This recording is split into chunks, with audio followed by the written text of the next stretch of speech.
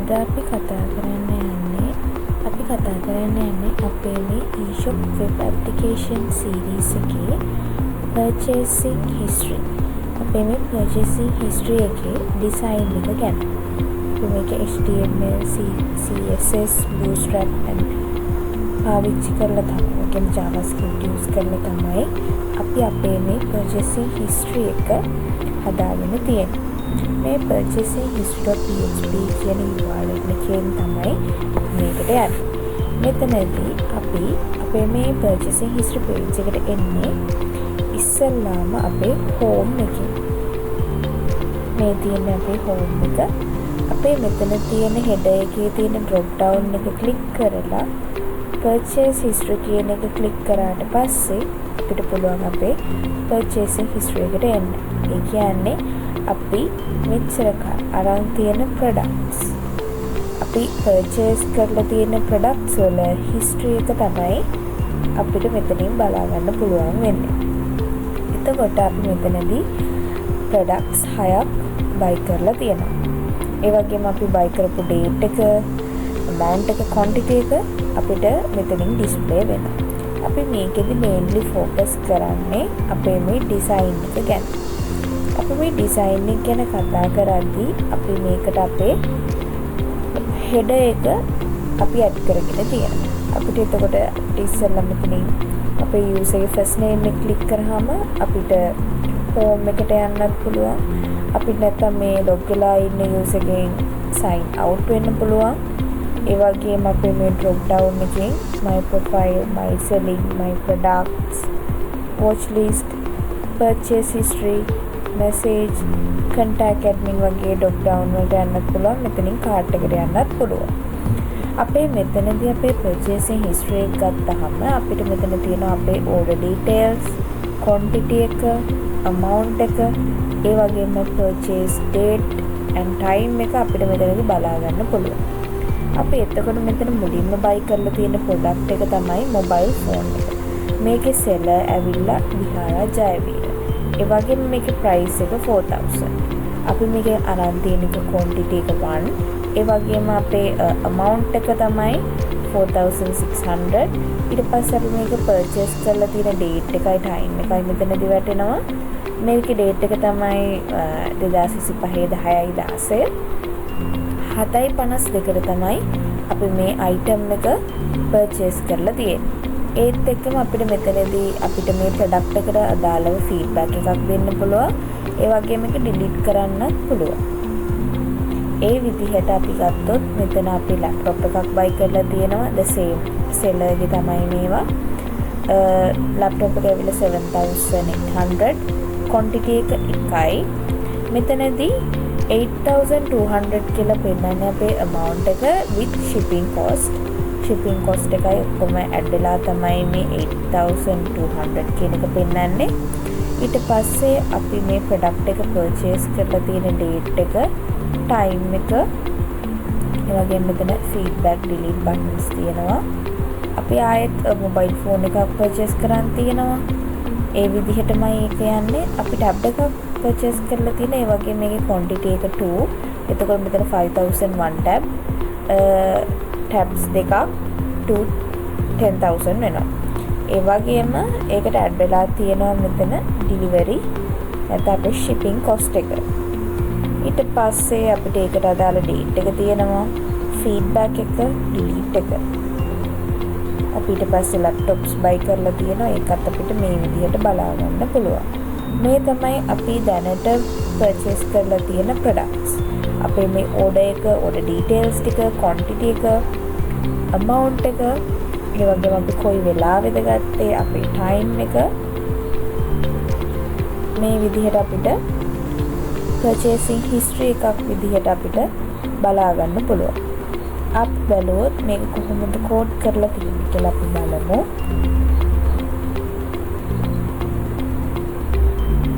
මේ තියෙන්නේ අපි ඒක code කරලා තියෙන විදිහ. අපි code කරගෙන තියෙන්නේ purchasing history.php කියන ෆයිල් එකේ. අපි එතකොට මෙතෙන්ට add කරගෙන තියෙනවා අපේ style sheets, bootstrap.css එක, bootstrap icon.css එක, ඒ වගේම style.css එක. ඊට පස්සේ අපි මෙතනදී අපි ඉන්ක්ලූඩ් කරගෙන තියෙන අපේ header එක, ඒ වගේම තමයි අපේ database connection එක. ඊට පස්සේ අපි මෙතනදී check කරනවා if condition එකක් දාලා අපේ මේ user අදාළ session එකක් තියනවාද කියලා. if ESET $session u කියන එක කියන්නේ user session එකක් තියනවාද කියලා check කරනවා. session එකක් තියනවා නම් ඒ අදාළ email එක අපි දාගන්නවා $mail කියන variable එකට. ඊට පස්සේ අපි database එකෙන් search එකක් දානවා. select all from invoice. මේ invoice table එකේ අපි ඔක්කොම data ටික අරගන්නවා. where user email equals $mail. අපේ මේ user ගේ mail එක equal වෙන තැන අපි අපේ invoice table එකෙන් අරගන්නවා අපේ data ටික. data ටික අරගෙන අපි $invoice underscore rs කියන variable එකට දාගන්නවා.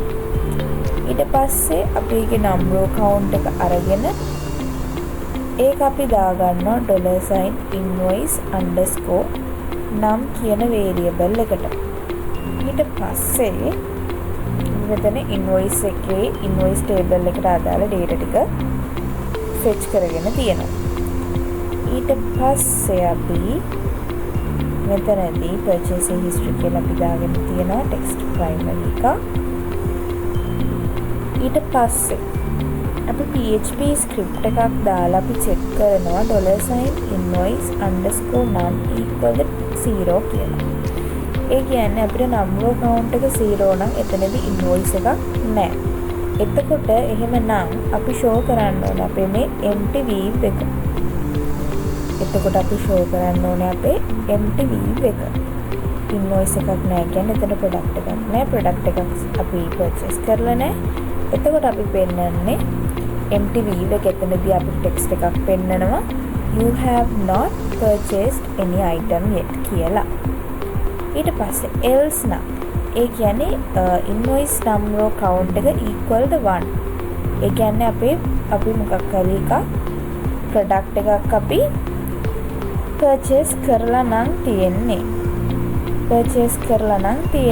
අපි කියනවා have product විදියට පෙන්නන්න කියලා. ඒ කියන්නේ අපි මෙතනදී පෙන්නන්නේ අපි දැන් මේ පේන විදිහට මෙතන මේ විදිහට ඩිසයින් එක පෙන්නන්න කියලා තමයි එතනින් කියන්නේ. ඊට පස්සේ අපි මෙතනදී අපේ order details, quantity එක, amount එක, purchased item එක, time එක, date එක දාගෙන තියෙනවා. ඊට පස්සේ අපි මෙතනදී අපි උඩින් අපේ invoice data ටික අරගෙන තියෙන්නේ. අපි ඊට පස්සේ එන data ටික අපි දාගන්නවා $data $invoice data කියන variable එකට. ඊට පස්සේ අපි මෙතනදී condition එකක් check කරනවා for loop එකෙන් $x equal to 0. ඒ කියන්නේ අපි $x කියන එක initial value එක 0 කරගෙන අපි මෙතනදී කරන්නේ අපේ invoice number එකට වඩා less than ද කියලා check කරලා එකක් increment කරගෙන යනවා. එතකොට අපි මෙතන 1 by 1 අපි මෙතනදී check කරනවා. ඊට පස්සේ අපි මෙතනදී echo කරනවා අපේ මේ invoice data එකේ invoice ID එක. ඒ කියන්නේ මෙතනදී මේ අදාළ invoice ID එක තමයි මේ මෙතනින් අපි check කරලා ගන්න. ඊට පස්සේ අපි invoice ID එක පෙන්නනවා. ඊට පස්සේ අපිට product එක මෙතන අපිට පෙන්වන්න ඕන අපේ product එක. මේ product එකට අදාළ details. product එකට අදාළ details පෙන්වන්න ඕන නිසා අපි මෙතනදී අපි product table එකේ details ටිකක් ගන්න ඕනේ. අපි product table එක inner join කරනවා අපේ product image කියන table එකට on product ID. product එකේ ID එක අපි equal ද බලනවා product image එකේ ID එකට. ඒක equal කරලා අපි එතන inner join එකක් දානවා.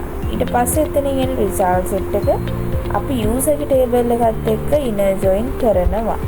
මොකද අපිට මෙතන user ගේ data එක ගන්න ඕනේ මෙතන seller ගේ data ටික ගන්න ඕනේ නිසා අපි එතන inner join කරනවා.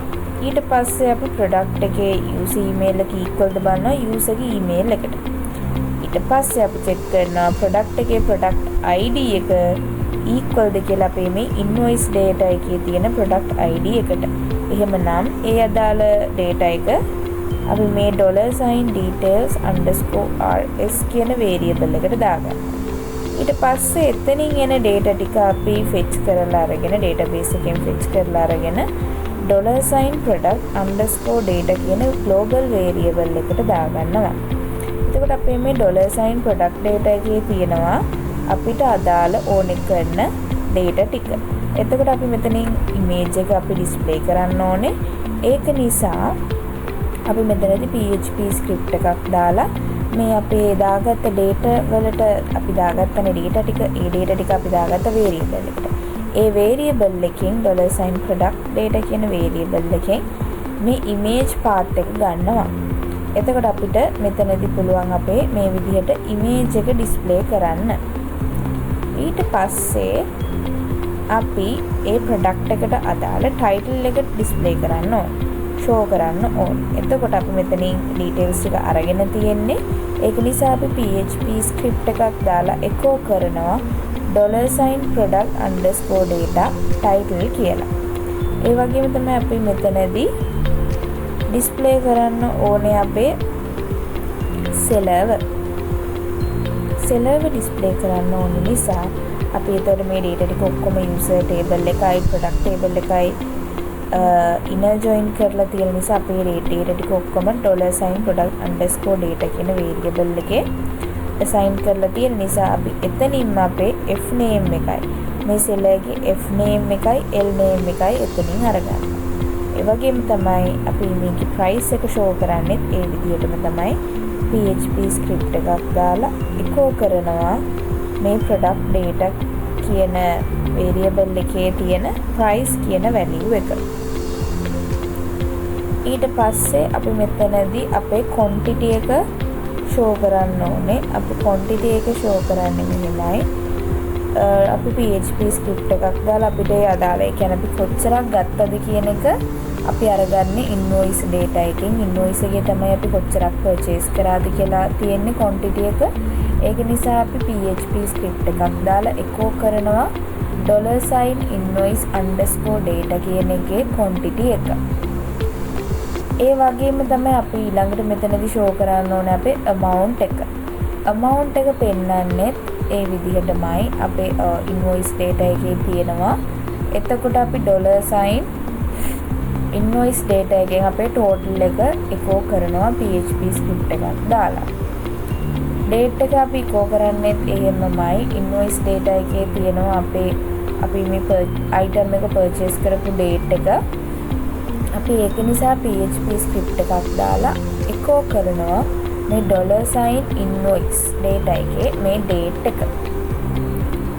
ඊට පස්සේ අපිට මෙතනදී feedback එකක් add කරන්න පුළුවන් විදිහට අපි හදලා තියෙනවා.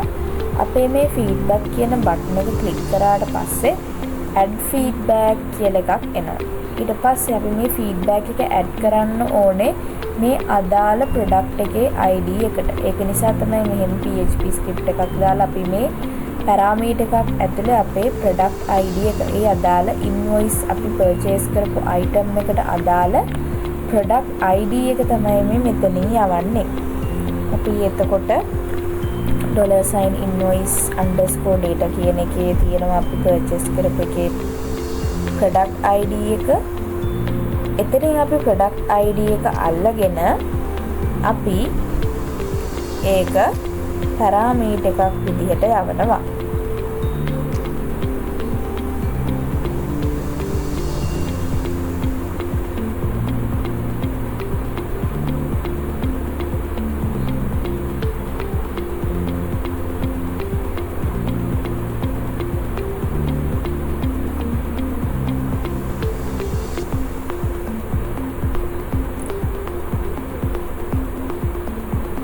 ඊට පස්සේ අපි මෙතනදී delete button එකක් දාලා තියෙනවා.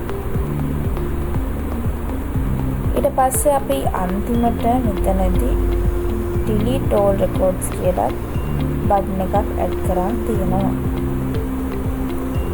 ඒ වගේම තමයි මේ තියෙන්නේ අපිට මේ ෆීඩ්බැක් එක ඇඩ් කරනකොට අපිට එන්න ඕනේ මොඩල් එක. මේ මොඩල් එක අපි ගන්න මේ විදිහට. එතන ෆීඩ්බැක් එක ක්ලික් කරාම අපිට එනවා මේ මොඩල් එක. මේ තියෙන අපේ මොඩල් එකේ අදාළ කෝඩ් එක අපි මේක ෆීඩ්බැක් එකක් ඇඩ් කරද්දි තමයි ඒ විදිහට මොඩල් එක අපිට පෙන්වන්නේ. අපි මේ මොඩල් එක පිළිබඳව නැත්නම් අපි මේ ෆීඩ්බැක් එකට අදාළ මොඩල් එක ගැන ඊළඟ වීඩියෝ එකෙන් ප්‍රෝග්‍රෑම් කරන විදිහ ගැන කතා කරමු. එතකොට මේ විදිහට තමයි අපි අපේ purchasing history එක හදාගෙන තියෙන්නේ. Thank you.